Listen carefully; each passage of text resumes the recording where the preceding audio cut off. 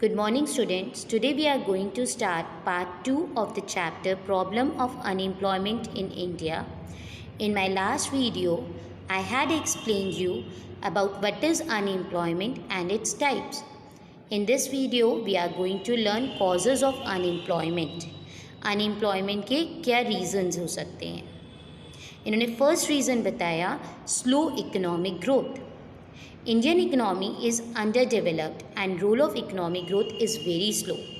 Indian economy underdeveloped है, economic growth बहुत slow है, जिसकी वजह से employment opportunities जिस रेट पे इंक्रीज़ होनी चाहिए उस रेट पे इंक्रीज़ नहीं हो रही और population बहुत ज़्यादा बढ़ता जा रहा है और लोगों को जॉब नहीं मिल रही.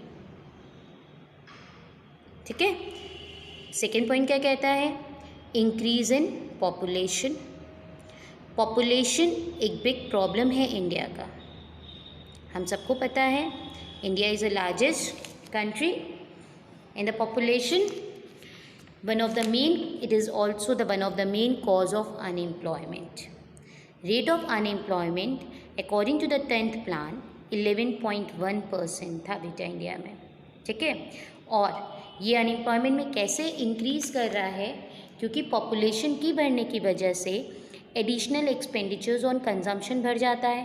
मतलब फूड, क्लोथिंग, एजुकेशन, हेल्थ में एक्सपेंडिचर ज़्यादा हो जाता है, जिसकी वजह से सेविंग्स नहीं हो पा रही. ठीक. और इन्वेस्टमेंट्स नहीं होंगी.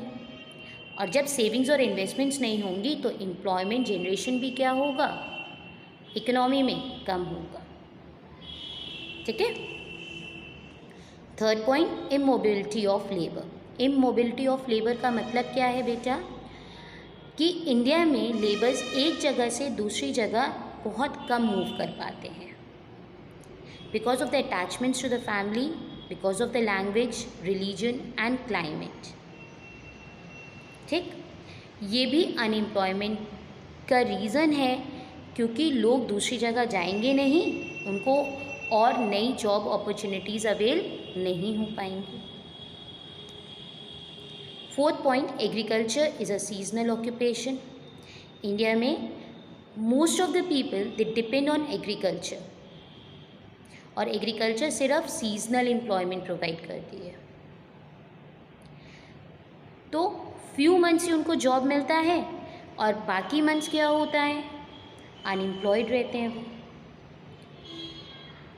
Now let us read. Agriculture is underdeveloped in India. It provides seasonal employment. Large part of population is dependent on agriculture, but agriculture being seasonal provides work for a few months. So this gives rise to unemployment. Fifth one, defective education system. हमारा जो education system है वो भी defective कह सकते हो क्योंकि यहाँ पे थ्योरेटिकल ज़्यादा है और प्रैक्टिकल कम है. This is one of the cause of the unemployment.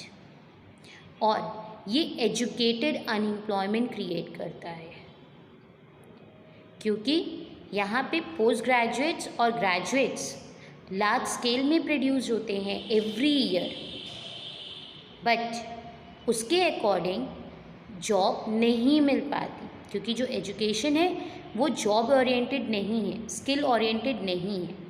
This is a backlog of unemployment and because of this unemployment is increasing day by day.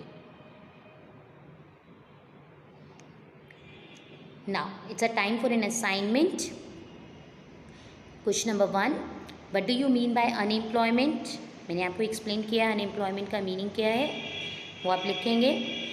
Define structural unemployment and technological unemployment. ये मैंने दोनों points आपको types of unemployment में explain किया है, वो लिखिएगा. Question number 3, explain the causes of unemployment in India. 5 points मैंने आपको बताए हैं, पूरे पॉइंट्स आपको लिखने हैं एक्सप्लेनेशन के साथ. Question number 4, what is seasonal unemployment. Seasonal unemployment क्या है? Explain it by giving the example. Example के साथ उसको एक्सप्लेन करिएगा. मैंने आपको एग्जाम्पल भी वहाँ पे बताया है सीजनल अनएम्प्लॉयमेंट में. ठीक है. Complete this work in your copies and thank you.